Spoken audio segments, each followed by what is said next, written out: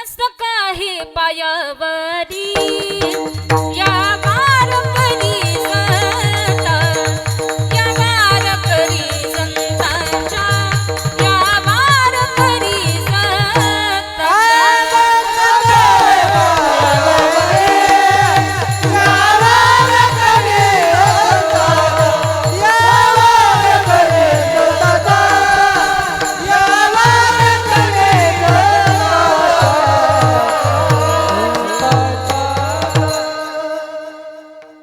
ऐका, श्री संत जनाबाई महाराजांचा अभंग सेवेसाठी निवडला. या अभंगातून जनाबाई आपल्याला भगवंताच्या नामाचं महत्व सांगतात.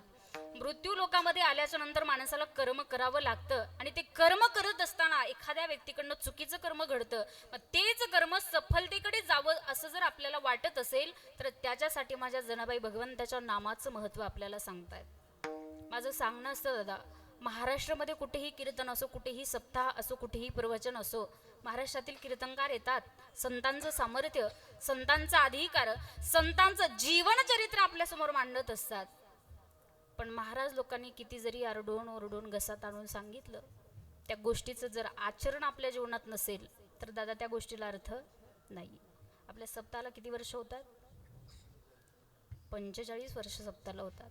मला सांगा, या 45 वर्षामध्ये कमीत कमी 45 वर्षामध्ये तुम्ही कमीत कमी 100 कीर्तन सहज ऐकलेली? काय दुखत आहे का तुमचं? मग बोला ना, तुमचा माझा बांधायला बांध नाहीये, बोलू शकता, काय अडचण नाही. मला बोलणारी माणसं आवडतात.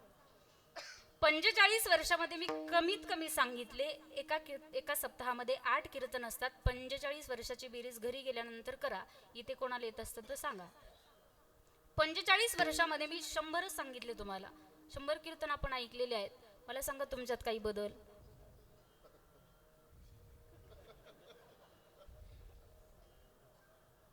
काही बदल? काही बदल नाही. दादा लक्ष द्या माझ्याकडं. मला एकच गोष्ट तुम्हाला सांगायची आहे. महाराज किती सांगतायत याला अजिबात महत्व नाहीये, पण त्या गोष्टीचं आचरण आपल्या जीवनात किती आहे याला जास्त महत्व आहे. संतांचं जे सामर्थ्य आहे, संतांचा जो अधिकार आहे, संतांचं जे जीवन चरित्र आहे, माझ्यासारख्या अल्पज्ञानी पामरानं काय तुम्हाला जनाबाईंचं चरित्र सांगावं. जनाबाईंचे आई वडील पंढरीचे वारकरी, पांडुरंगाचे भक्त, पांडुरंगाचे दास. जीवनामध्ये वारी कधी चुकवली नाही. संतती प्राप्त होत नव्हती म्हणून जगाच्या मालकानं स्वप्नामध्ये येऊन दृष्टांत दिला, तुमच्या पोटी सुंदर असं कन्यारत्न जन्माला येणार आहे. काही काळ उलटून गेला आणि सुंदर असं कन्यारत्न त्यांच्या पोटी जन्माला आलं. थाटामाटात स्वागत केलं त्या मुलीचं.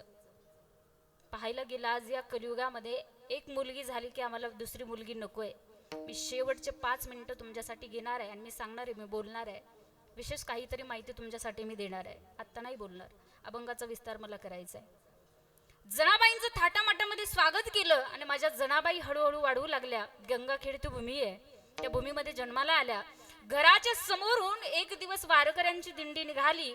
पांडुरंगाला भेटण्याकरिता वारकरी निघाले. माझ्या जनाबाईंनी त्या वारकऱ्यांना पाहिलं. जनाबाईंनी वडिलांना प्रश्न केला, बाबा कुठं चालले हो हे वारकरी? सांगितलं, जना तुमचं माझं शरीर ज्याच्या सत्तेनं चालतं, जना तो पांडुरंग परमात्मा 28 युगापासून जो विटेवरती उभा आहे त्या पांडुरंगाला भेटण्याकरता ही वारकरी चालली आहेत. जनाबाईंनी प्रश्न केला, बाबा आपल्याला नाही का हो जाता येणार? येणार ना जना, आपल्यालाही जाता येणार, आपणही जाऊ शकतो. बाबा चला ना, मला पण पाहायचंय तो देव कसा आहे. बाबा चला ना, मलाही पाहायचंय तो पांडुरंग परमात्मा कसा आहे. निघाल्या जनाबाई त्या वारकऱ्यांच्या दिंडीमध्ये. ज्ञानोबा तुकोबाच्या गजरात ज्याला आपण आपलं हक्काचं माहेरघर समजतो ते पांडुरंग परमात्मा पंढरपूरकडे निघाल्या. संतांनी माझ्या वर्णन केलं,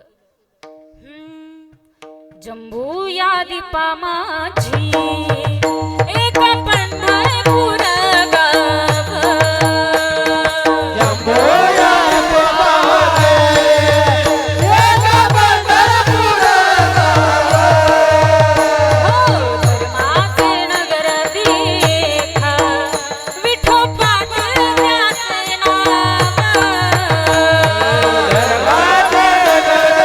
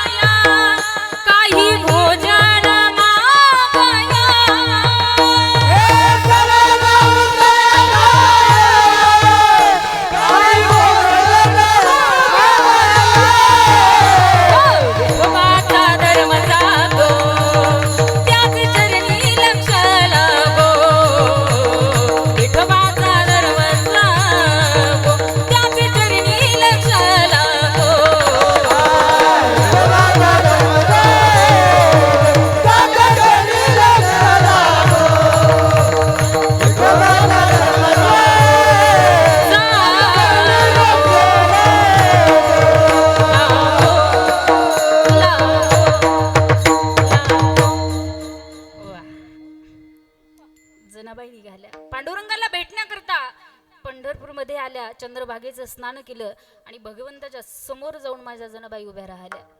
देवाला पाहिलं जनाबाईंनी. अधिकार किती मोठा आहे, भक्ती किती मोठी आहे.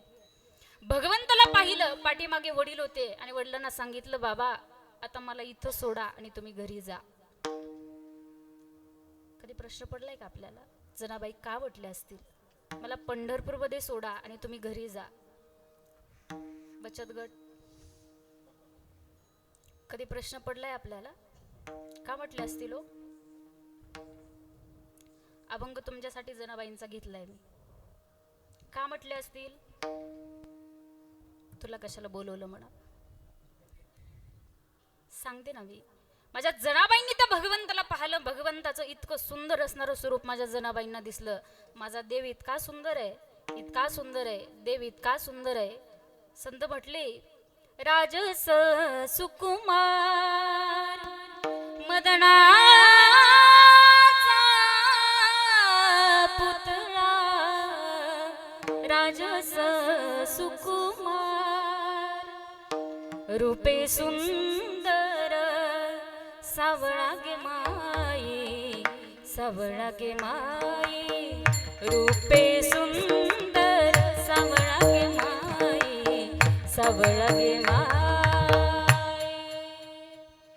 त्या सुंदर असणाऱ्या भगवंताला पाहिलं. जनाबाई तिथेच राहिल्या.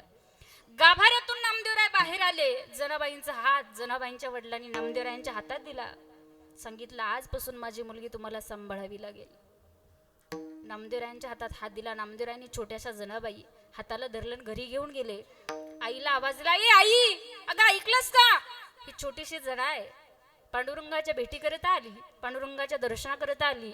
बाबाकडे हट्ट केला, घरी जायचं नाही, ही पंढरपूरमध्ये राहिली. आई घेतेस का ग या जनाला आपल्या घरात. नामदेवरायांच्या आईनं सांगितलं, नामा 14 लोकांचं आपलं कुटुंब आहे. किती, कोण कोण होतं घरात त्यांच्या,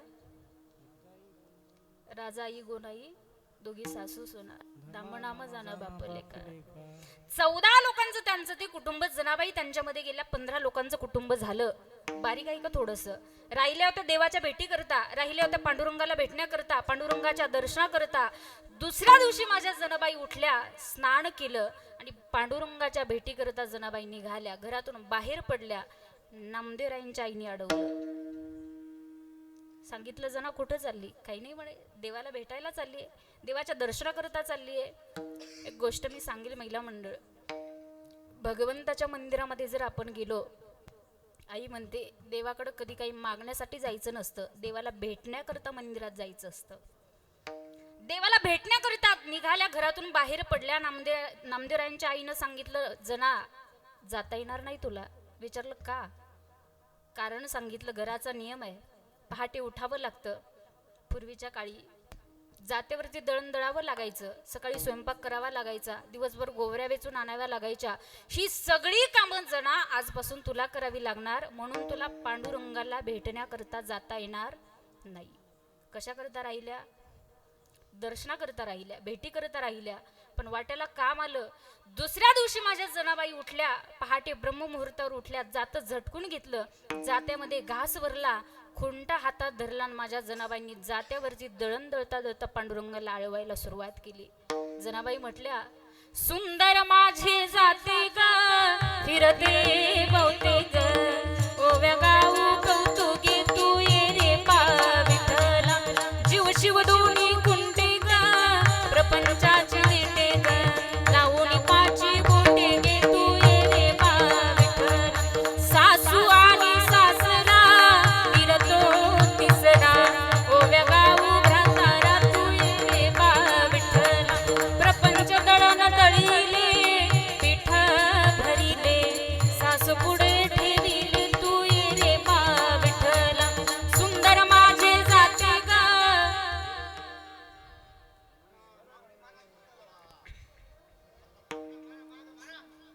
आता म्हणा, सुंदर माझे जाते ग फिरते बहुते ग.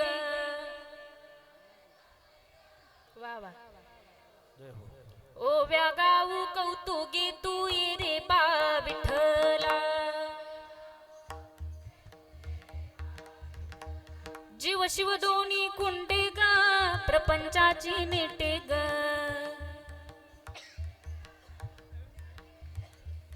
लावून पाची बोटे गे तू ये रे बा विठ्ठला सासू आणि सासरा दिरतो तिसरा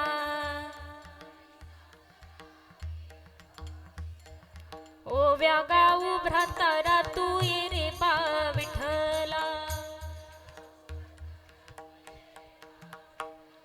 प्रपंच दळण दळीले पीठ भरिले सासू पुढे ठेविल तू ये रे बा विठ्ठला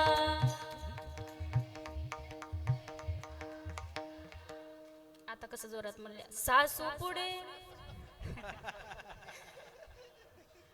धन्यवाद छान भजन केलं आपण धन्यवाद हे भजन माझ्या जनाबाईंनी जात्यावरती देवाला आळवावं परिणाम जगाच्या मालकानं वीट सोडावीन माझ्या जनाबाईंच्या झोपडीत यावं आणि जनाबाईंना दळण दळू लागावं एकच काम नाही केलं झाड लोट करी जणी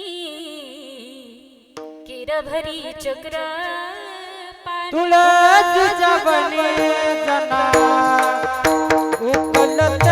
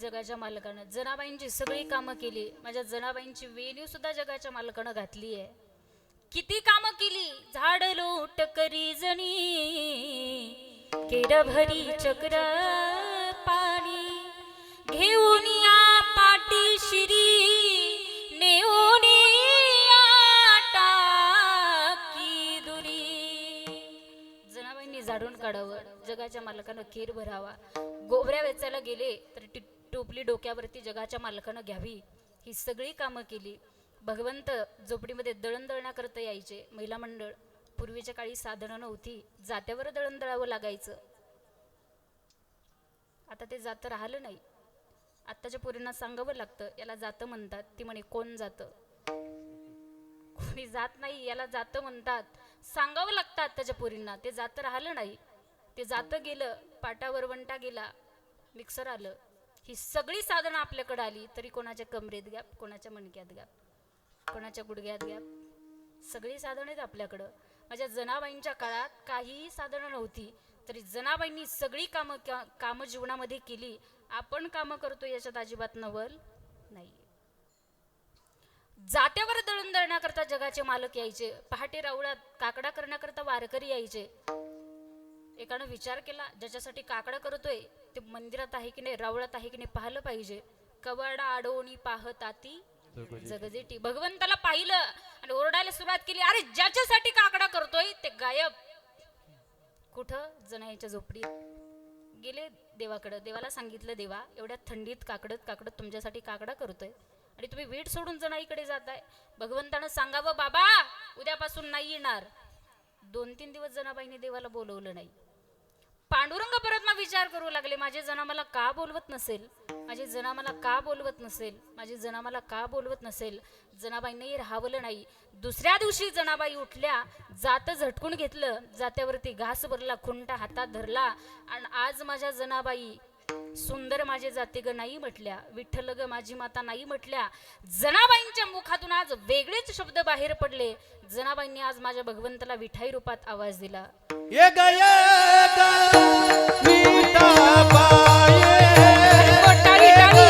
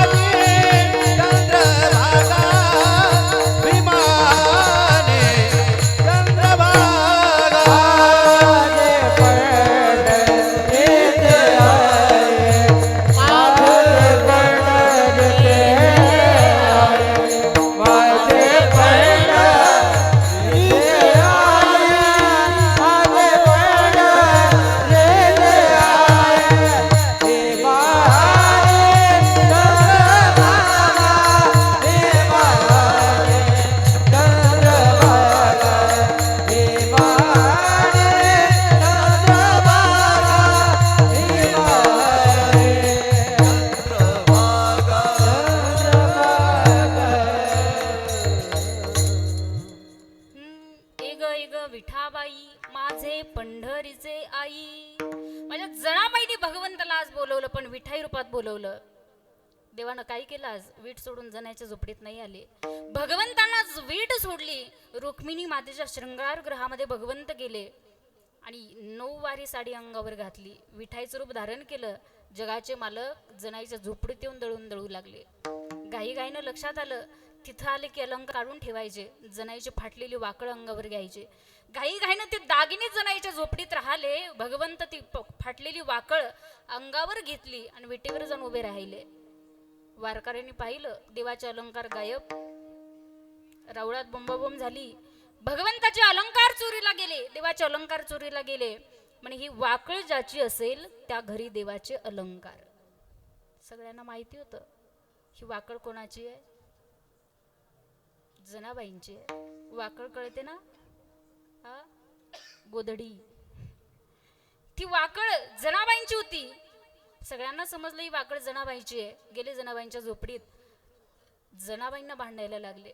का हो म्हणे, ज्या देवाची भक्ती करता त्या देवाचे अलंकार चोरता, शोभत का म्हणे तुम्हाला? त्या भगवंताला रोज झोपडीमध्ये बोलवता, काम करायला बोलवता आणि त्याच देवाचे अलंकार तुम्ही चोरताय. माझ्या जनाबाईंनी काकुळतीला यावं, सांगावं, बाबा मी नाही चोरले अलंकार. भगवंत विसरून केले बाबा, मी नाही चोरले देवाचे अलंकार. शेवटी गावाच्या पाटलानं शिक्षा द्यायला सांगितलं, या जनाला सुळावर द्या. माझ्या जनाबाई सुळावर जाण्याकरता तयार झाल्या. पण जाता जाता सगळ्यांनी विचारलं, तुमची शेवटची इच्छा काय? जनाबाईंनी सांगितलं, मला फक्त एकदा माझ्या देवाला भेटायचं आहे. ज्या भगवंतामुळे संकट आलं तरी जनाबाईंनी देवाला भेटण्याचा हट्ट सोडला नाही. त्या देवाला मला एकदा भेटायचंय. माझ्या जनाबाई गेल्या, देवाच्या समोर जाऊन उभ्या राहिल्या आणि भगवंतालाच गोडी गोडीनं नाही बोलल्या, शिव्या दिल्या. जगातली पहिली स्त्री आहे अधिकारी, ज्या स्त्रीनं भगवंताला डायरेक्ट शिव्या दिल्या. काय म्हटल्या? अरे अरे विठ्या मुळ मायेचा कारटा मुळ मायेचा कारटा मुळ मायेचा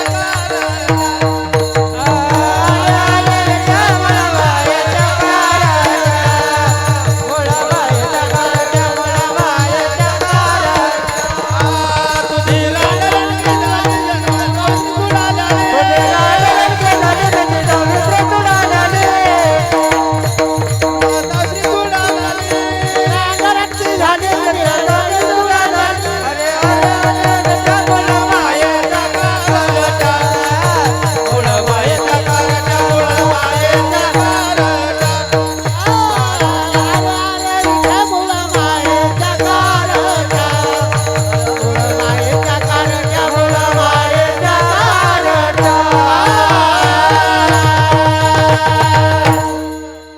अरे विठ्या विठ्या मूळ मायेच्या कारट्या तुझी दांडरंडकी झाली जन्म सावित्री सुडाल्या आली. जनाबाईने देवाला शिव्या दिल्या. जनाबाई म्हटल्या देवा मला माहिती रे 4 युगापासून मी तुझ्या सोबत आहे. चौयुगाचा भक्त नामा उभा कीर्तनी पाठीमागे डोळे झाकून उभी ती जणी. देवाला म्हटल्या देवा 4 युगापासून मी तुझ्या सोबत आहे. तू माझाच नाही अनेकांचा छळ तू केलाय. संत म्हटले पुण्यवंत पातळ लोकी नेला पुण्यवंत पातळ लोकी नेला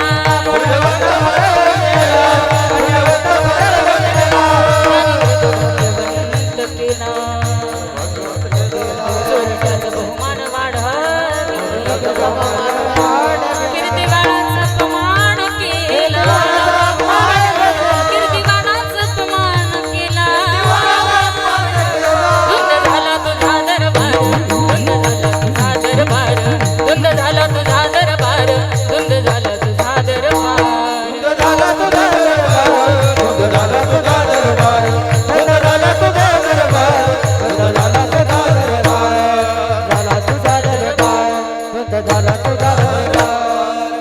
देवाला जनाबाई बांधल्या गेल्या ते सुळावर चढण्याकरिता. तो लोखंडाचा सुळ असतो इथं ठेवला जातो. तो त्या सुळावर चढल्या. ऐका भक्ती कशाला म्हणायचं नामचिंतन कशाला म्हणायचं. त्या सुळावर माझ्या जनाबाई चढल्या आणि त्या सुळावर चढल्या बरोबर त्या सुळाचं पाणी झालं. याला भक्ती नाही याला भक्तीचे पराकाष्ठा म्हटलं जातं. भक्ती असावी जीवनात चोरीचा आळ आला पण मागे हटल्या नाही म्हणून म्हटल्या ओव्या गाऊनी स्वरात